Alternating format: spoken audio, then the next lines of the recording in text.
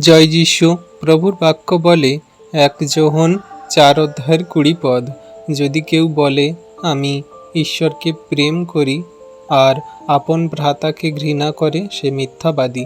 কেননা যাহাকে দেখিয়াছে আপনার সেই ভ্রাতাকে যে প্রেম না করে, সে যাহাকে দেখে নাই সেই ঈশ্বরকে প্রেম করিতে পারে না। বিশ্বাসী সন্তানরা, এই বাক্য আমাদের জন্য কত কার্যকারী। আমরা যারা ঈশ্বরকে দেখিনি, আমরা তাকে কিভাবে না দেখে প্রেম করি, বিশ্বাস করি। আমাদের যে ভ্রাতা আমাদের সঙ্গে আছে, সাথে আছে, আমরা যাদেরকে দেখছি প্রতিনিয়ত, তাদেরকে আমরা ভালোবাসতে পারছি না, তাদেরকে আমরা প্রেম করতে পারছি না, তাদেরকে আমরা বিশ্বাস করতে পারছি না। তাহলে ঈশ্বর যিনি গোপনে আমাদের মনের অন্তরালে থাকে, তাকে আমরা কিভাবে বিশ্বাস করি? আমাদের সেই বিশ্বাস মৃত।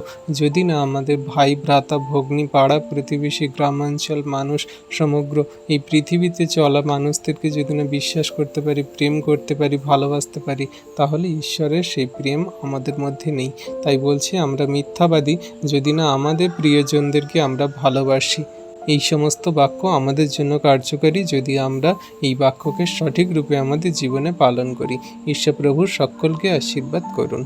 আমেন।